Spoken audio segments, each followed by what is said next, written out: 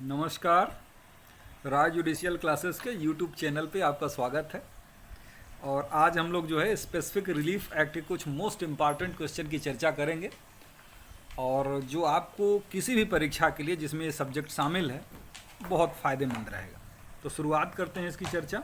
और पहला क्वेश्चन ये है कि अस्थायी व्यादेश विनियमित होता है, यानी टेम्पोररी इंजंक्शन किसके द्वारा रेगुलेट होता है? सीपीसी के द्वारा, एसआरए के द्वारा, कि दोनों के द्वारा, कि किसी के द्वारा नहीं? इसका सही जवाब है सीपीसी के द्वारा।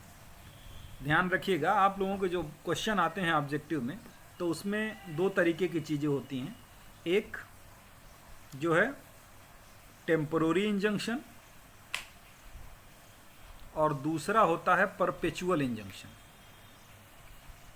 परपेचुअल जो होता है वो एसआरए से रेगुलेट होता है और टेम्पोररी सीपीसी से रेगुलेट होता है। ठीक है, तो इस अब आगे बढ़ते हैं नेक्स्ट क्वेश्चन की तरफ। नेक्स्ट क्वेश्चन है, शाश्वत व्यादेश जारी किया जाता है, यानी परपेचुअल इंजंक्शन जारी किया जाता है। ऑप्शन ए न्यायालय के अंतरिम आदेश द्वारा, यानी कि कोर्ट के इंटरिम ऑर्डर के द्वारा। ऑप्शन बी है वाद के अंतिम निर्णय पर डिक्री द्वारा, यानी कि फाइनल डिस्पोजल होने पर डिक्री के माध्यम से। कि दोनों ए और बी दोनों सही है, कि उपयुक्त में से कोई सही नहीं। इसमें सही ऑप्शन है कि शाश्वत व्यादेश जो होता है वो वाद के अंतिम निर्णय के रूप में, अंतिम निर्णय पर डिक्री द्वारा होता है। परपेचुअल इंजंक्शन के बारे में जब पढ़ते हैं आप सेक्शन 37 का क्लास नंबर 2 एसआरए का, तो उसमें ये बताया गया है कि ये जो है डिक्री द्वारा, यानी कि वो पूरी सुनवाई कर लेने के बाद मेरिट के आधार पर दिया जाता है, जो डिक्री के रूप में दिया जाता है। नेक्स्ट क्वेश्चन,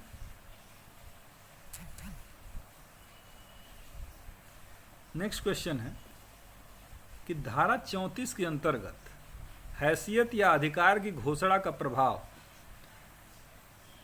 धारा 34 के अंतर्गत किसी स्टेटस या राइट के जो डिक्लेरेशन का इफेक्ट किस पर होता है? वादी पर बाध्यकारी होता है, कि प्रतिवादी पर बाध्यकारी होता है, कि वादी एवं प्रतिवादी, वादी प्रतिवादी और उससे व्युत्पन्न अधिकार के अधीन दावा करने वाले व्यक्ति पर बाध्यकारी होता है, कि उपरोक्त में से कोई सही नहीं? इसका सही जवाब है सी, वादी, प्रतिवादी और उससे व्युत्पन्न अधिकार के अधीन दावा करने वाले व्यक्ति पर बाध्यकारी होता है। ये बात सेक्शन 34 में नहीं है। सेक्शन 34 में तो डिक्लेरेशन होता है, इसके प्रभाव की बात सेक्शन 35 में बताई गई है। इसको आप पढ़ेंगे तो यही बात निकल के आएगी। ठीक है, नेक्स्ट क्वेश्चन की तरफ बढ़ते हैं हम लोग।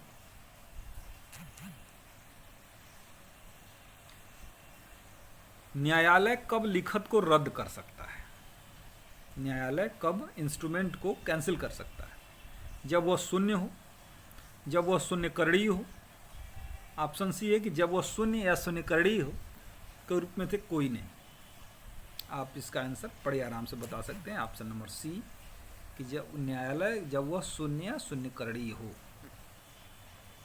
और उसे लगता हो कि अगर इसे ऐसे ही छोड़ दिया जाएगा तो वो वादी के लिए गंभीर खतरा उत्पन्न कर सकता है, गंभीर क्षति करेगा, तो वो उसको रद्द करने के लिए एप्लीकेशन देगा और न्यायालय उसको रद्द कर सकता है। नेक्स्ट क्वेश्चन, नेक्स्ट क्वेश्चन है कि किसी संविदा का विखंडन मात्र इस आधार पर नहीं किया जा सकता, कैंसिलेशन ऑफ कॉन्ट्रैक्ट और रेसेशन ऑफ कॉन्ट्रैक्ट, किसी संविदा का विखंडन मात्र इस आधार पर नहीं किया जा सकता है कि वादी द्वारा शून्यकरणीय या पर्यवसीय है। दूसरा, संविदा ऐसे हेतुकों से विधि विरुद्ध है जो उसको देखने से ही प्रकट नहीं है। और प्रतिवादी का दोष वादी से अधिक है। ऑप्शन सी है प्रतिवादी को आर्थिक क्षति होने वाली है। उपरोक्त में से कोई सही नहीं। इसका आंसर है ऑप्शन नंबर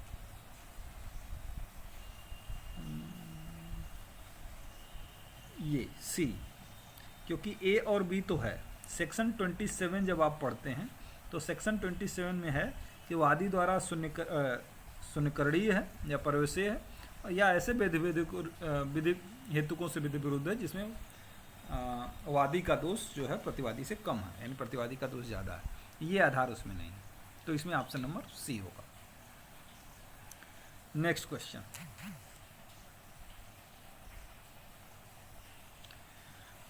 विलेखों के परिशोधन का अर्थ है, ऑप्शन ए विलेख में सुधार करना, ऑप्शन बी विलेख का नवीकरण करना, ऑप्शन सी विलेख को मनसूख करना, उपयुक्त सभी। आप सेक्शन 26 पढ़ेंगे ना, तो उसमें विलेख में सुधार करना, विलेखों का परिशोधन, रेक्टिफिकेशन ऑफ इंस्ट्रूमेंट, ठीक है, section 26। Next question, next question है कि संविदा का विनिर्दिष्ट पालन अभिप्राप्त किया जा सकता है, स्पेसिफिक परफॉर्मेंस ऑफ कॉन्ट्रैक्ट प्राप्त किया जा सकता है किसके द्वारा? संविदा के पक्षकार के द्वारा, या संविदा के किसी भी पक्षकार के हित प्रतिनिधि द्वारा, कि समझौते के अंतर्गत फायदा प्राप्त करने वाले व्यक्ति द्वारा, कि उपयुक्त सभी। तो ऑप्शन नंबर डी इसका सही है, ऑप्शन नंबर डी यानी उपयुक्त सभी। संविदा का विनिर्दिष्ट पालन पक्षकार द्वारा, उसके हित प्रतिनिधि द्वारा, या उसके अंतर्गत समझौते के अंतर्गत जो फायदा प्राप्त करने वाला व्यक्ति है उसके द्वारा किया जा सकता है। नेक्स्ट क्वेश्चन, विलेखों का परिशोधन मात्र इस आधार पर नहीं किया जा सकता है, विलेखों का परिशोधन मात्र इस आधार पर नहीं किया जा सकता है कि, ऑप्शन ए विलेखों का परिशोधन माने रेक्टिफिकेशन ऑफ इंस्ट्रूमेंट, इसमें से कौन से आधार पर नहीं किया जा सकता? ऑप्शन ए है कि जब उसका निष्पादन कपट या पारस्परिक भूल से किया गया है, ऑप्शन बी है किसी एक पक्ष ने भूलवश निष्पादन कर दिया है, ऑप्शन सी है परिशोधन के बिना अन्याय होने की संभावना है, उपयुक्त में से कोई नहीं। इसका सही आंसर है ऑप्शन बी, किसी एक पक्ष ने भूलवश निष्पादन कर दिया। नहीं, भूल जो हमेशा होनी चाहिए वो म्यूचुअल मिस्टेक होनी चाहिए, है ना, एक पक्ष की भूल से उसका रेक्टिफिकेशन नहीं कराया जा सकता। कौन सा section? Section 26। Next question, next question है कि स्पेसिफिक रिलीफ एक्ट के सेक्शन 6 के अंतर्गत इमूवेबल प्रॉपर्टी से डिस्पजेस्ड व्यक्ति यानी बेदखल व्यक्ति अपना कब्जा प्राप्त कर सकता है। धारा 6 के अंतर्गत जिसे कोई भी अचल संपत्ति का जो कब्जा रखने वाला व्यक्ति है उसे बेदखल कर दिया गया है तो अपना कब्जा प्राप्त कर सकता है। कैसे? ऑप्शन ए है सक्षम न्यायालय में अपना हक साबित करके, अपना पूर्व का कब्जा सिद्ध करके, उस संपत्ति पर अपना हक एवं कब्जा दोनों सिद्ध करते, क्योंकि उपयुक्त में से कोई सही नहीं। तो इसका सही आंसर है अपना पूर्व का कब्जा सिद्ध करके। सेक्शन 6 के अंतर्गत जो दावा किया जाता है वो इसी आधार पर किया जाता है कि इन्होंने जो मुझे बेदखल कर दिया, ऐसे बेदखली से पूर्व वो मेरे कब्जे में था। ठीक, नेक्स्ट क्वेश्चन, धारा 6 के अंतर्गत पारित किसी भी आदेश या डिक्री को चुनौती दिया जा सकता है। सेक्शन 6 के अंतर्गत जो पोजीशन के लिए आदेश दिया जाता है मूवेबल प्रॉपर्टी के, उसे चैलेंज किया जा सकता है अपील करके, रिव्यू करके, रिवीजन करके, उपयुक्त में से कोई नहीं। तो अपील तो नहीं होगा, रिव्यू भी नहीं होगा, होगा क्या? रिवीजन। सेक्शन 6 के अंतर्गत जो आदेश दिया जाता है कोर्ट के द्वारा, उसका न तो अपील होता है और न ही पुनर्विलोकन होता है, उसका होता है रिवीजन। ठीक है, सेक्शन 6 का क्लास नंबर 3 में होगा ये बात। नेक्स्ट की तरफ बढ़ते हैं।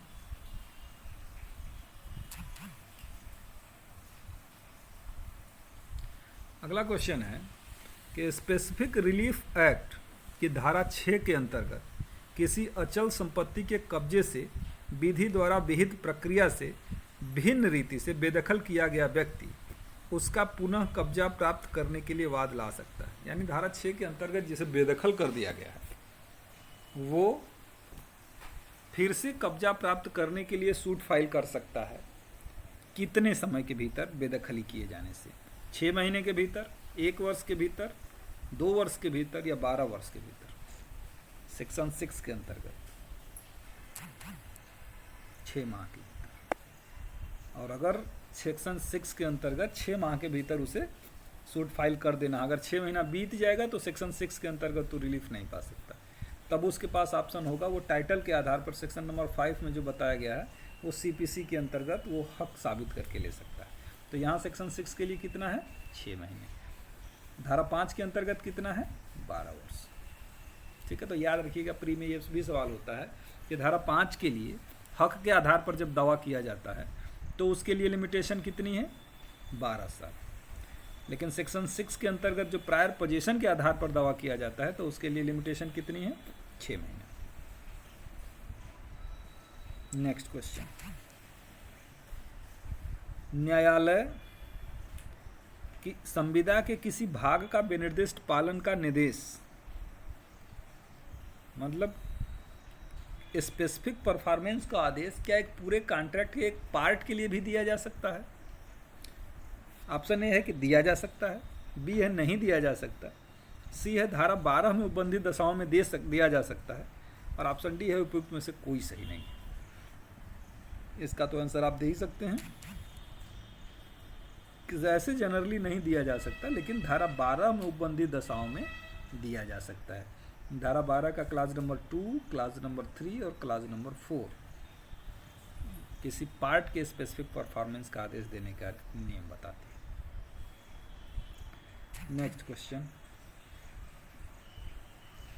नेक्स्ट है, किसी विशिष्ट अचल संपत्ति का कब्जा पुनः प्राप्त किया जा सकता है? किसी विशिष्ट अचल संपत्ति का कब्जा पुनः प्राप्त किया जा सकता है। ऑप्शन ये है कि सिविल प्रक्रिया संहिता द्वारा उपबंधित प्रकार से यानी सीपीसी से, या स्पेसिफिक रिलीफ एक्ट के अंतर्गत सूट फाइल करके, कि ऑप्शन सी है कि ए और बी दोनों, ऑप्शन डी है उपयुक्त में से कोई नहीं। सोच लीजिए क्या आंसर होगा। इसका सही आंसर है ए और बी दोनों, यानी सेक्शन 5 के अंतर्गत बताया गया है सीपीसी और सेक्शन 6 के अंतर्गत बताया गया है एसआरए, तो दोनों सही है। नेक्स्ट क्वेश्चन, नेक्स्ट क्वेश्चन है कि निम्न में से कौन विशिष्ट अनुतोष है? इसमें से क्या स्पेसिफिक रिलीफ है? ऑप्शन ए संपत्ति के कब्जे का प्रत्युद्धरण, ऑप्शन बी संविदाओं का विखंडन, ऑप्शन सी लिखतों का रद्दकरण, और ऑप्शन डी उपयुक्त सभी। इसको तो बड़े आराम से आप बता सकते हैं, सारे रिलीफ हैं। रिकवरी भी होता है 5 से 8 तक, रेसेशन ऑफ कॉन्ट्रैक्ट भी होता है 27 से 30 तक, और लिखतों का रद्दकरण भी होता है 30 से 33 तक। तो सब। नेक्स्ट क्वेश्चन, अ ने ब से संविदा की कि वो ब से शादी करेगा, क्या इस संविदा का विशिष्ट अनुपालन हो सकता है? तो इसका सही आंसर होगा नहीं, ऐसी संविदाओं का पालन नहीं किया जा सकता जो व्यक्तिगत योग्यताओं पर आधारित होती हैं, व्यक्तिगत इंटरेस्ट पर आधारित होता है। नेक्स्ट, सही कथन का पता लगाइए। विनिर्दिष्ट अनुतोष प्रदान किया जा सकता है। ऑप्शन ए व्यक्तिगत सिविल अधिकारों के प्रवर्तन के लिए, न कि दंड विधि के प्रवर्तन के लिए, दंड विधि के प्रवर्तन के लिए, न कि सिविल अधिकारों के प्रवर्तन के लिए। ऑप्शन सी केवल दंड विधि के प्रवर्तन के लिए, और ऑप्शन सी केवल सिविल अधिकार और दंड विधि, सिविल अधिकार और दंड विधि के प्रवर्तन के लिए। क्या सही आंसर है? सही आंसर है ऑप्शन ए व्यक्तिगत सिविल अधिकारों के प्रवर्तन के लिए, न कि दंड विधि के प्रवर्तन के लिए। ये सीधे सीधे प्रावधान सेक्शन नंबर 4 में बताया गया है एसआरए के। नेक्स्ट,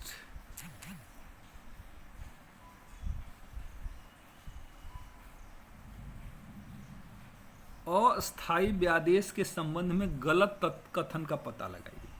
टेम्पोररी इंजंक्शन के संबंध में निवारक अंतोष न्यायालय के विवेकानुसार अनुदत्त किया जाता है। विनिर्दिष्ट समय तक या न्यायालय के अग्रिम आदेश तक बना रहता है।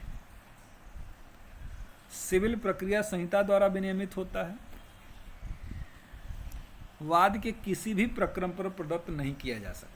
इसमें से टेम्पोररी इंजंक्शन के संबंध में क्या सही नहीं है? ऑप्शन डी, वाद के किसी भी प्रक्रम पर प्रदत्त नहीं किया जा सकता, जबकि किया जा सकता है। Section 37 class 1। नेक्स्ट क्वेश्चन है, निम्नलिखित में से किस प्रकरण में न्यायालय लिखत की परिशुद्धि के लिए आदेश नहीं दे सकता? जो रेक्टिफिकेशन ऑफ इंस्ट्रूमेंट है उसका आदेश किस परिस्थिति में नहीं दिया जा सकता? ऑप्शन ए, जहां लिखत कपट द्वारा उसका वास्तविक आशय अभिव्यक्त न करे, जहां लिखत परस्पर भूल या उसकी वास्तविक आशय अभिव्यक्त न करे। ऑप्शन सी, जहां वह किसी कंपनी का संगम अनुच्छेद हो। ऑप्शन डी, जहां लिखत की परिशुद्धि पर व्यक्तियों द्वारा सद्भावपूर्वक एवं मूल्यार्थ हित अर्जित अधिकारों पर प्रतिकूल प्रभाव नहीं डालती। प्रश्न है कि निम्नलिखित में से किस प्रकरण में न्यायालय लिखत की परिशुद्धि के लिए आदेश नहीं कर सकता?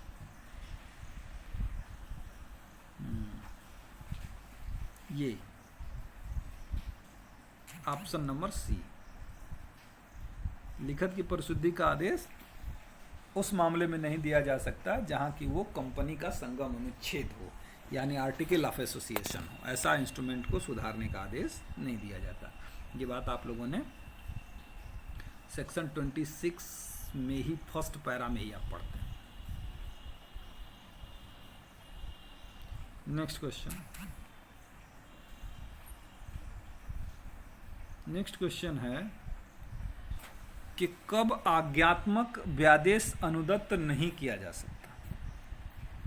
ऑप्शन ए, कि जब क्षति को क्षतिपूर्ति द्वारा पूरा किया जा सकता हो, जब सुविधा का संतुलन प्रतिवादी के पक्ष में हो, जहां की अवरोध का स्वरूप स्थायी हो, जहां प्रतिवादी पर एक निश्चित कार्य करने का संवैधानिक दायित्व हो।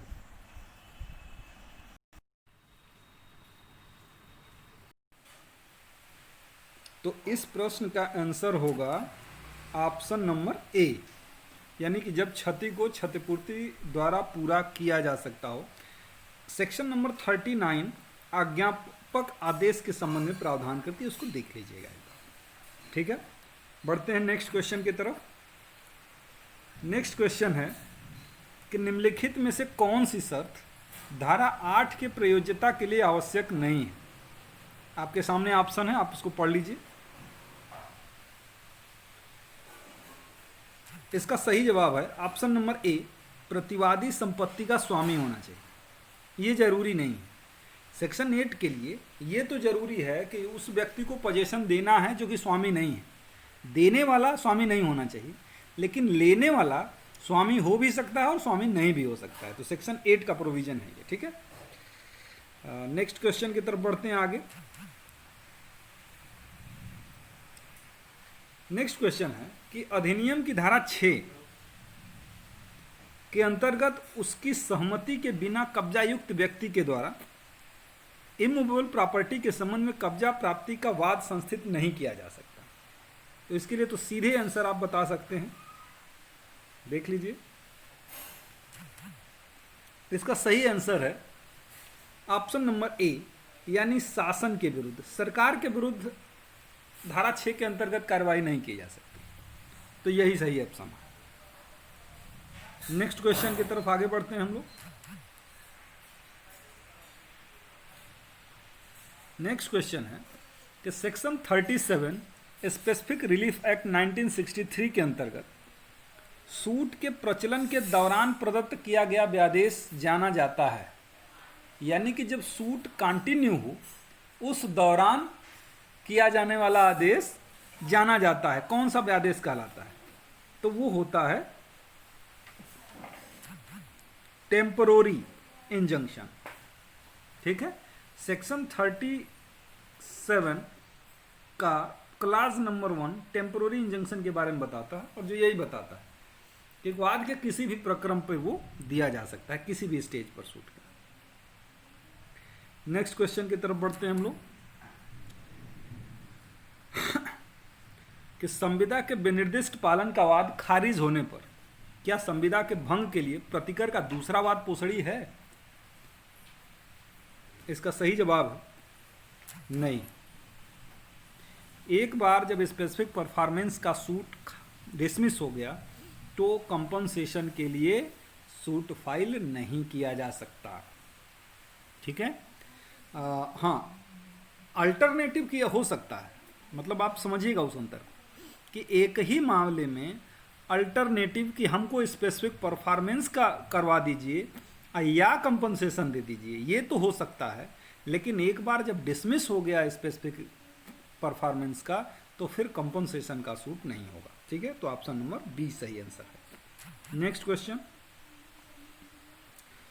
क्वेश्चन है कि कौन सा व्यक्ति अपने पक्ष में संविदा का स्पेसिफिक पालन अभिप्राप्त कर सकेगा? आप देख लीजिए ऑप्शन।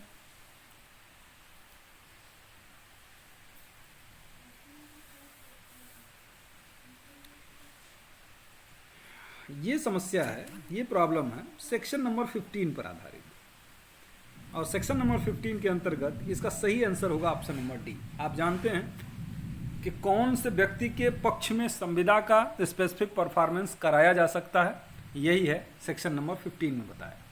तो इसके अनुसार ऑप्शन नंबर डी उपयुक्त सभी। नेक्स्ट क्वेश्चन है स्पेसिफिक रिलीफ एक्ट 1963 की धारा 6 के संदर्भ में निम्न में से कौन सा कथन असत्य है? आप देख लीजिए सारे ऑप्शन।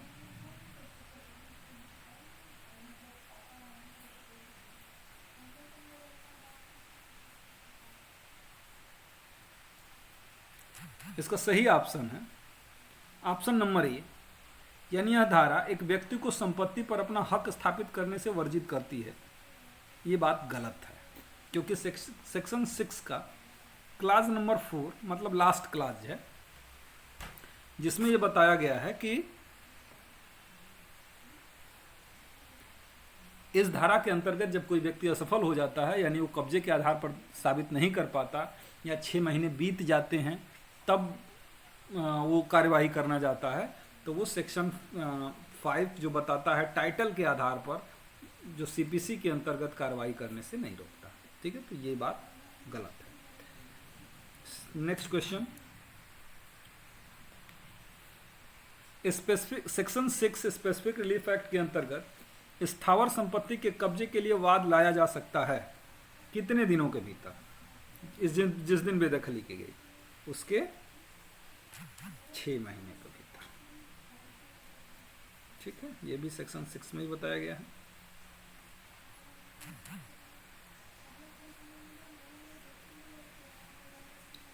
नेक्स्ट क्वेश्चन है कि वादी ने सेक्शन 6 के अंतर्गत आधिपत्य हेतु वाद प्रस्तुत किया जो निरस्त कर दिया गया। वादी इस आदेश को चुनौती देने हेतु प्रस्तुत कर सकता है। क्या कर सकता है?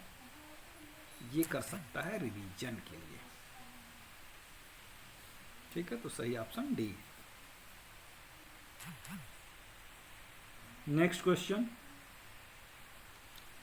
क्वेश्चन है कि धारा 34 स्पेसिफिक रिलीफ एक्ट के अंतर्गत की गई घोषणा किस पर बंधनकारी होती है, किस पर बाध्यकारी बल होता है? उसमें पढ़ लीजिए। तो इसमें जो ऑप्शन है उस ऑप्शन के अनुसार ऑप्शन नंबर डी सही है, यानी पक्षकारों पर भी बाध्यकारी होता है, पक्षकारों का दावा करने वाले व्यक्ति, वाद के पक्षकारों द्वारा दावा करने वाले व्यक्तियों पर भी होता है, और जिनके लिए वो न्यासी है, न्यासी होने पर उन व्यक्तियों पर जिनके लिए पक्षकार न्यासी है, वो ऐसे व्यक्तियों पर भी। Section number 35। Next question,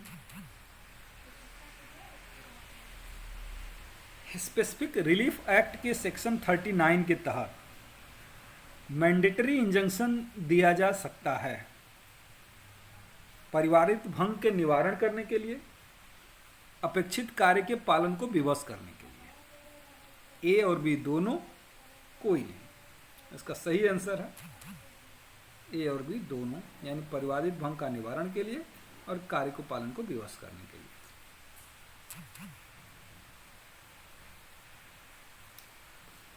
specific relief act के सेक्शन 21 के तहत क्षतिपूर्ति के लिए राशि के निर्धारण के लिए न्यायालय भारतीय संविधान अधिनियम की किस धारा में दिए गए सिद्धांतों से निर्देशित होता है? ये तो आप लोगों को पता है, सेक्शन नंबर 73 जो कंपनसेशन देने के सिद्धांत बताते हैं कॉन्ट्रैक्ट एक्ट का, वही नियम यहाँ भी निर्धारित होगा जब भी कंपनसेशन की बात आएगी। कहाँ बताया गया? सेक्शन 21। ठीक है, तो ये हैं आपके सारे क्वेश्चन स्पेसिफिक रिलीफ एक्ट के जो इंपॉर्टेंट थे, जहाँ से क्वेश्चन अक्सर बनते हैं, कई बार परीक्षाओं में पूछे गए हैं, वही सारे क्वेश्चन हैं। आगे मैं जितने भी लॉ के सब्जेक्ट हैं, चाहे वो माइनर हों चाहे मेजर हों, हमारी कोशिश होगी कि सारे सब्जेक्ट के ऑब्जेक्टिव क्वेश्चन आप लोगों को प्रैक्टिस के लिए मैं पेश करूं और आप लोग उससे प्रैक्टिस करते रहिएगा। और एक रिक्वेस्ट ये भी मैं फिर से कर रहा हूँ कि अगर आप लोगों को कोई वीडियो ठीक ठाक लगती है तो आप उसको लाइक कर दिया करें, ताकि हमें पता चलता रहे कि नहीं आप लोगों को वीडियो ठीक लग रही है। ठीक है, धन्यवाद। इतनी देर तक आप लोगों ने लेक्चर को सुना।